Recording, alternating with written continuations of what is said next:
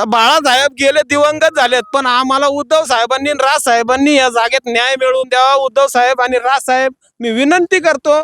नाहीतर ह्या आता आमच्या 5,500 झोपडपट्टी रहिवाशांवर आत्महत्या करण्याची पाळी येईल. जयराम गृहरचना संस्थेच्या एकाही लाभार्थ्याला फ्लॅट नाही आजपर्यंत. 30 वर्ष पण जर तुम्हाला घरं मिळाली नाही तर हा FSI वापरण्याचा बिल्डरला अधिकार आहे का? ज्या वेळेस आम्ही 27/12/95 ला हा करार केला त्यावेळेस जेवढे सगळे पेपर होते ते आम्ही SRA ला सबमिट केलेले आहेत.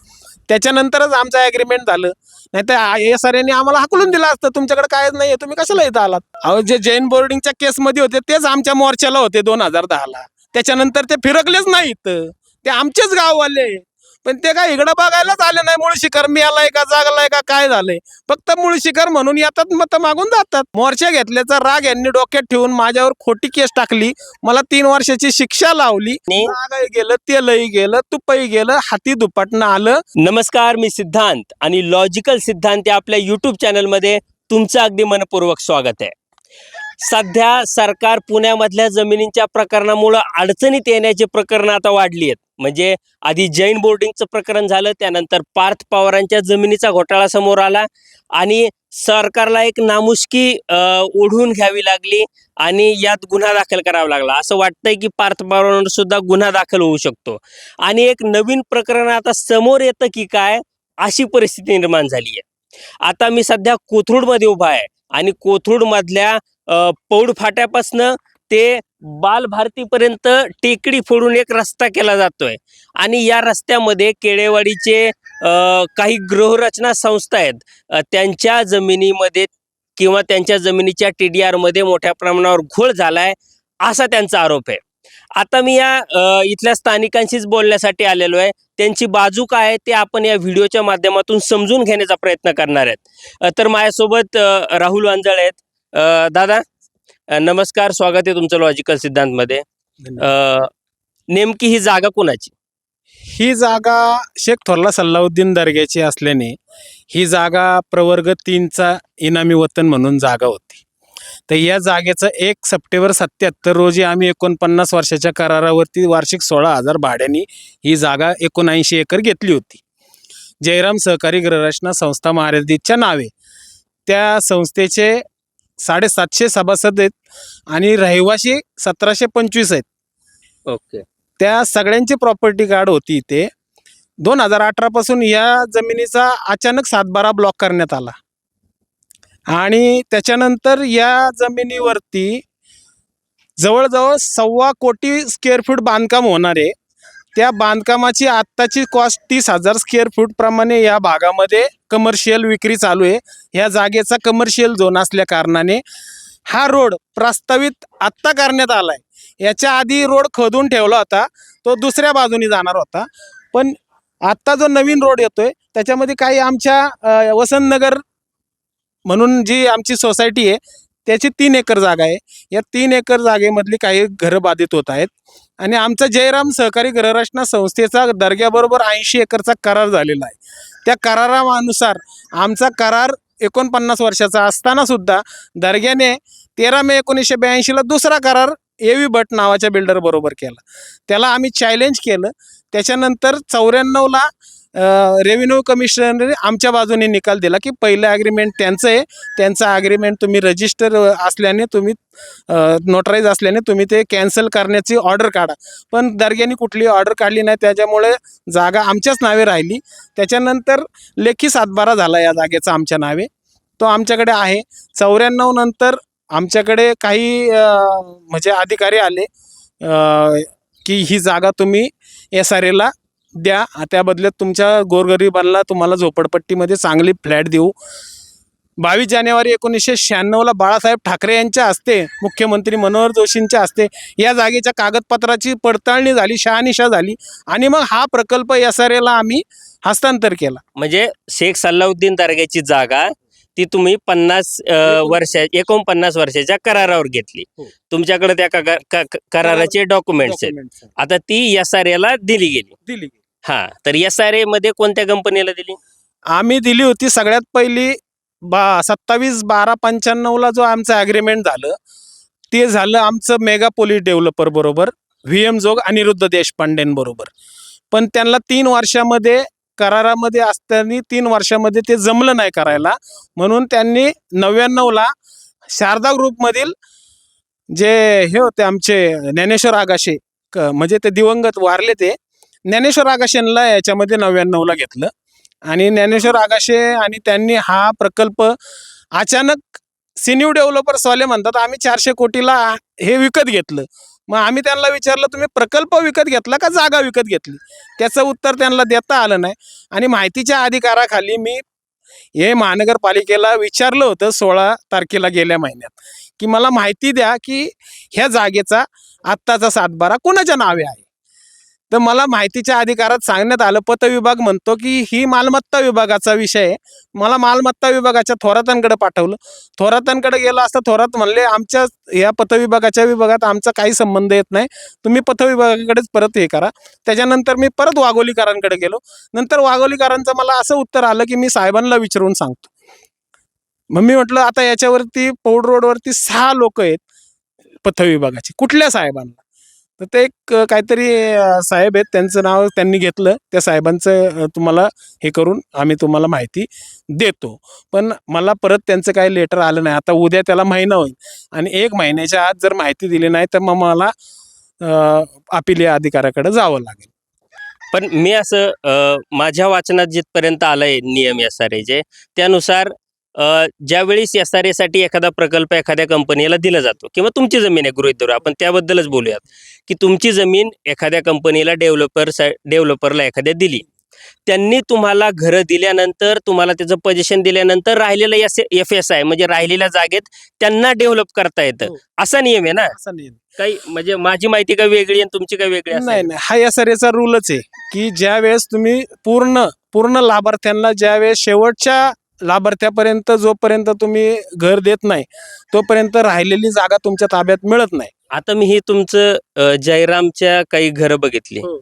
इथं तर काही डेव्हलपमेंट झाली नाही, नाही, बिल्डिंग बांधली गेली नाही. जागा आमची घेतली हं. आणि याच्यामध्ये बाहेरचे लाभार्थी घुसवले आणि ह्याच्यामध्ये हनुमान नगरचे लाभार्थी, काही म्हणजे त्याच्यानंतर राऊतवाडीचे लाभार्थी, काही इंदिरा पार्कचे लाभार्थी. जयराम गृहरचना संस्थेच्या एकाही लाभार्थ्याला फ्लॅट नाही आजपर्यंत. नाही, 30 नाही, वर्ष पण जर तुम्हाला घरं मिळाली नाही तर हा FSI वापरण्याचा बिल्डरला अधिकार आहे का? आता हा कायदाच सांगू शकतो. आमच्या माहितीप्रमाणे आम्ही संविधानानुसार किंवा कायद्यानुसार अभ्यास केला तर याच्यामध्ये शेवटच्या लाभार्थ्यापर्यंत जोपर्यंत घर मिळत नाही तोपर्यंत या जमिनीचा कुठलाही तुम्हाला FSI TDR वापरता येत नाही. आता सगळ्यात महत्वाचा प्रश्न, हा रोड बांधला जातोय, हो. पौड रोड ते बालभारती. आता याचा जे पण काही नुकसान भरपाई म्हणजे ज्यांच्या जमिनी जात आहेत त्यांना 4 पट FSI मिळणार गोष्टी. 4 पट. ओके, हो. कारण की मेट्रो जवळ आली हो. त्यामुळे 4 पट FSI. तुमच्या सर्वे नंबर मध्ये माझ्या माहितीनुसार 2 स्टेशन 2 आहेत. स्टेशन. आता त्यामुळं 4 पट FSI तुम्हाला मिळणार. तर आता FSI तुम्हाला मिळणार का बिल्डरला मिळणार, म्हणजे काय सध्या काय प्रोसिजर चालू आहे? आत्ताच्या माहितीनुसार मी आयुक्तांना भेटल्यानंतर आयुक्त मला काय म्हटले की तुमचे पेपर आम्हाला दाखवा. तर मी आयुक्तांना सांगितलं ज्या वेळेस आम्ही 27/12/95ला हा करार केला त्यावेळेस जेवढे सगळे पेपर होते ते आम्ही SRAला सबमिट केलेले आहेत. त्याच्यानंतरच आमचं ॲग्रीमेंट झालं. नाही तर SRAने आम्हाला हाकलून दिला असतं, तुमच्याकडे कायच नाही, तुम्ही कशाला इथं आलात. SRAचा प्रकल्प झाला याचा अर्थ तिथपर्यंत पेपर तर क्लिअर होते म्हणून झाला. हो. तर त्याच्यामध्ये आयुक्तांनी थोडीशी माहिती घ्यावी SRA कडून. आता मी आयुक्त IS लेवलचे असल्यामुळे ते माझ्यापेक्षा जास्त सुशिक्षित किंवा शिकलेले आहेत आणि त्यांना याच्यातली त्रुटी माझ्यापेक्षा जास्त कळतात. आता या जागेचा TDR सिन्यू डेव्हलपर जर बांधकाम व्यावसायिक असेल तर कुमार प्रॉपर्टीजला देण्याचा कुठला येतोय. आता तुम्ही पाहसाल तर हे बघा इथे सिन्यू डेव्हलपरचा बोर्ड लागलेला आहे, तुम्ही पाहू शकता. हा, जागा जर डेव्हलपिंग जर सिन्यू डेव्हलपर करतंय तर कुमार प्रॉपर्टीज कोण आहे आणि आमच्याशी त्यांनी करार का केला नाही? जसं 95ला आमचा करार मेगापोलिस बरोबर झाला, 99ला आमचा करार शारदा ग्रुप बरोबर झाला. मग त्याच्यानंतरचे जे करार झाले 3 वर्षाची त्याला मुदत होती, त्याच्यानंतर करारच झालेला नाही. ललित कुमार जैन कोण आहे आम्ही ओळखत नाही आणि कुमार प्रॉपर्टीज कोण आहे हे आम्हाला माहित नाही. म्हणजे तुम्हाला न सांगता किंवा तुम्हाला विश्वासात न घेता तुमच्या प्रॉपर्टीचा FSI कोणाला तरी दुसऱ्या बिल्डरला दिला गेला. आणि दुसरी बाब म्हणजे याची माहिती विचारायला गेलो असता SRAच्या एका स्वप्नील पवार नावाच्या कामगारांनी मला मारून टाकायची धमकी दिली. त्याच्याबद्दल मी 2010ला कोथरूड पोलीस स्टेशनला कंप्लेंट रिसर लेखी केली, पण त्याच्यावर कुठली कारवाई झाली नाही. त्याच्यानंतर मी परत या जागेची शहानिशा करण्यासाठी मोर्चा घेतला. मोर्चा घेतल्याचा राग यांनी डोक्यात ठेवून माझ्यावर खोटी केस टाकली. मला 3 वर्षाची शिक्षा लावली आणि 3 वर्षाची शिक्षा लागल्यानंतर त्यांना कळलं की आता प्रकरण तापलंय. आता लोक अजून भडकलेत की ह्या जागा मालकाच्या नातवाला यांनी खोट्या केसमध्ये अडकवलंय, उद्या आपल्याला तर हे फाशीला देतील. म्हणून लोक अजून 4,000 लोक मोर्चाला निघालेली, 10,000 लोक रस्त्यावर उतरावायला लागली. त्यामुळे यांनी ती जी 2 लोक होती, संजय भगत नावाचा आणि नितीन निंगोने नावाचा, त्यांनी कोर्टात येऊन सांगितलं की आम्हाला असं काय मारहाण झाली नाही किंवा काय झालं नाही आणि आम्ही कुमार बिल्डरकडे कामाला आहोत. आणि आता कुमार बिल्डर म्हणतो हे लोक माझ्याकडे कामालाच नाहीत. मग ह्याची पण शहानिशा व्हावी. मी पण म्हणजे प्रशासनाकडे आहे ना, मुख्यमंत्र्यांकडे मागणी करतो, माझी नार्को टॅक्स करा आणि ह्या 2 लोकांची पण नार्को टॅक्स करा. मी पैसे भरायला तयार आहे नार्को टॅक्सची. की ही बिल्डरची लोक होती का नाही, की खोटी माझ्यावर केस का दाखल झाली, मला 3 वर्ष सजा का लागली. बरं, आता जे बांधकाम आता ताब्यात घ्यायला सुरुवात झाली आहे, जे प्रॉपर्टीचे मालक आहेत त्यांना त्याची जी नुकसान भरपाई आहे त्यांची ती मिळत असेल. कायद्यानुसार आता तुमच्या जागेची जी नुकसान भरपाई आहे ती कुणाला मिळते? ती कुमार प्रॉपर्टीजला मिळते. 28,530 स्क्वेअर मीटर म्हणजे जवळजवळ 3.25 लाख स्क्वेअर फीट बांधकाम होत, म्हणजे 3.25 लाख स्क्वेअर फीटाचा हा TDR आहे. आणि इथे स्लमचा TDR 700 रुपयाने विक्री होतो. 2200 ते 2500 कोटी रुपयाचा हा TDR विकून जर कुमार प्रॉपर्टीजवाला पळून गेला, आतापर्यंत किती पळून गेले तुम्हाला तर माहिती आहे. जर हा पळून गेला, सिनियर डेव्हलपर्सवाला म्हणून तुम्ही त्याला TDR दिला, तो पळून गेला, मी का करू यांचं घराचं काम? मग आम्ही काय करायचं? म्हणजे जागाही गेली आणि जागाही गेलं, तेलही गेलं, तुपही गेलं, हाती दुपाटणं आलं. आता आम्ही 22 जानेवारी 1996ला बाळासाहेब ठाकरेंकडे बघून हा प्रकल्प दिला होता.